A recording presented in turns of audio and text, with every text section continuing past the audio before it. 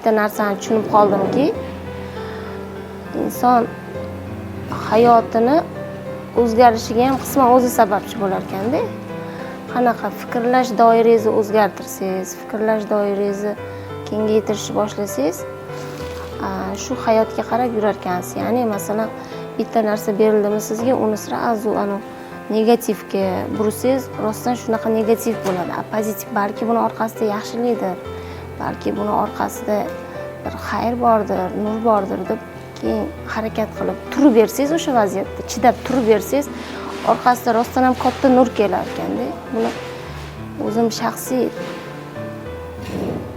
mana shu hayot yo'limda mana 5 yillik ichida ko'rib bildimda, angladim, ko'rdim.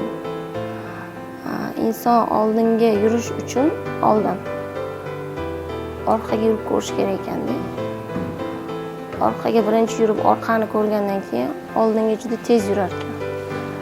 Shu narsani men salkam musofir bo'lib yashadim, o'sha Qo'qonda. Qo'qonga ketganimda angladimda, tushundim. Endi men reklama agentsiyasida ishlayotgan paytim ozgina bilimsiz edimda. 2000 oylikka ishlab yurardim.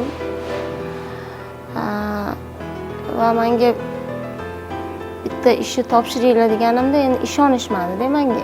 Qiling shuni desam ishonishmadi. Keyin men xafa bo'lib, bo'ldi, unda men ishonmasanglar men ketdim, o'qiyman deb ketganman. Lekin hozir o'sha insonlarga juda ham katta rahmat aytaman. Ya'ni o'sha reklama agensiyasi rahbariga rahmat aytaman. To'g'ri ishonmagan ekanlar-da menga. Chunki men ancha tajribasiz bo'lganman-da. Va o'sha tajribasizligim, menga ishonishmaganim menga zo'r yo'l bo'ldi-da.